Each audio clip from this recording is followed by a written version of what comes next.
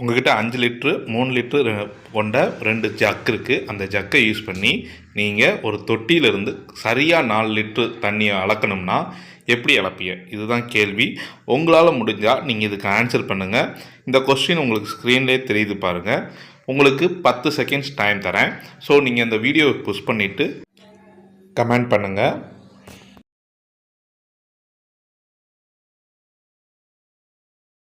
நான் உங்கள் கணக்கு வாத்தியார். நம்ம ஃபஸ்ட்டு என்ன பண்ணலாம்னா, இருக்கிற தண்ணியை 5 லிட்டர் கேனில் ஃபஸ்ட்டு நம்ம நிரப்பிக்கலாம்.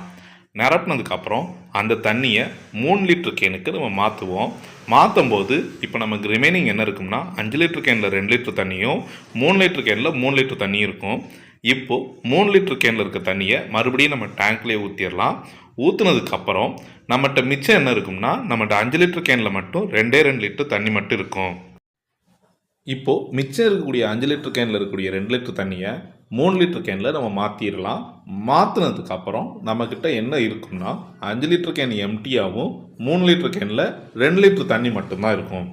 ஸோ இப்போது மறுபடியும் 5 லிட்டர் கேனில் நம்ம தண்ணியை ஃபுல் பண்ணலாம்.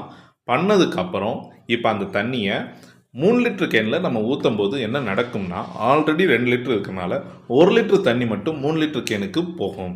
ஸோ இந்த மாதிரி 1 லிட்டர் தண்ணி மட்டும் 3 லிட்டருக்கு போகும்போது நம்மகிட்ட 5 லிட்டர் கேனில் ரிமைனிங் 4 லிட்டர் தண்ணி இருக்கும். ஸோ நம்ம ஈஸியாக 4 லிட்டருக்கான அளவை அளந்துட முடியும். இந்த ப்ராசஸை யூஸ் பண்ணியே நம்ம 4 லிட்டர் அளந்துட முடியும். இது மாதிரி மேலும் நம்ம வீடியோக்களை பார்க்க என்னோடய சேனலை சப்ஸ்கிரைப் பண்ணிக்கோங்க. இந்த வீடியோ உங்களுக்கு பிடிச்சிருந்தா உங்கள் ஃப்ரெண்ட்ஸுக்கும் ஷேர் பண்ணுங்கள். அவங்களும் இந்த வீடியோ பற்றி தெரிஞ்சுக்குவாங்க. இந்த கொஸ்டின் ஒரு ரீசனிங் கொஸ்டின். இதை புரிஞ்சுக்கிட்டாலே போதும், உங்களால் அடுத்தடுத்த கொஸ்டின்ஸ் ஆன்சர் பண்ண முடியும்.